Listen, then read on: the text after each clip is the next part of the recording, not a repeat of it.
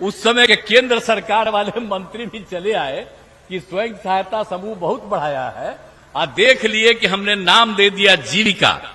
ता करके उस समय केंद्र सरकार ने देश भर में नाम दे दिया आजीविका, यानी बिहार की जीविका आजीविका, ये बाहर बढ़ाने के लिए।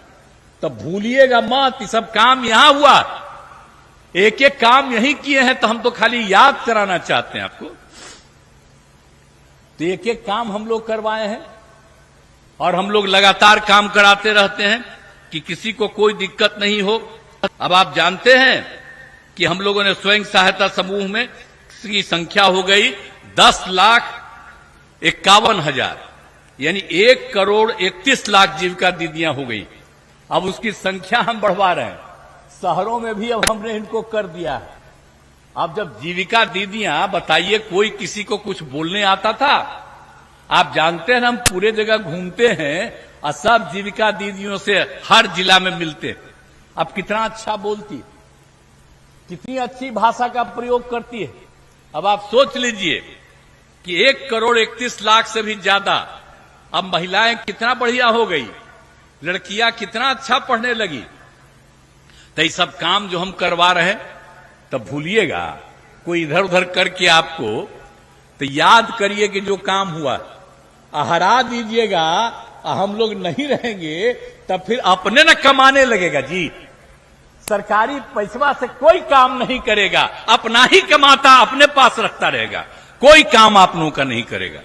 अब आज देख लीजिए, सिर्फ और सिर्फ आप लोगों का विकास होता है। इसलिए कभी भी जो हमारे उम्मीदवार है यहां से, अब इधर उधर कोई करना चाहता है, एक वोट मत दीजिएगा, अब भारी मतों से जिताइएगा।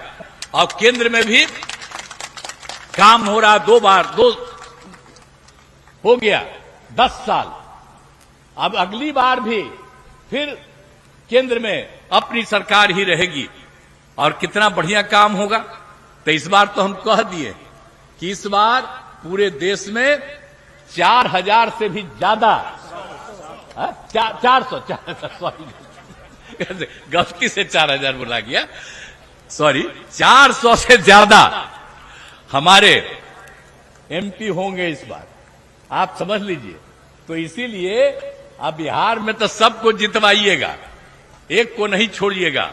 अब आप लोगों के लिए जो काम हो रहा है, नवादा के लिए भी सब काम किया हमने, कोई चीज छोड़े नहीं है, कितना काम कर दिया है पूरे तौर पर।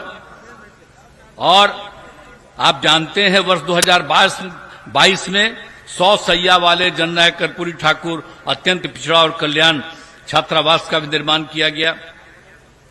नवादा सदर, रजौली, सिरदल्ला में 3 अनुसूचित जाति आवासीय विद्यालय का निर्माण हुआ। अनेक काम करवाया गया और जहां पर हम हैं, यहां पर भी अनेक काम किया है।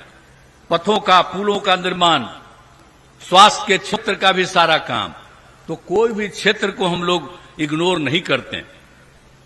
और वारसलीगंज में 98 करोड़ रुपए की लागत से 2 ग्रिड सब स्टेशन का निर्माण कराया है, साथ ही 2 पावर सब स्टेशन का निर्माण कराया गया।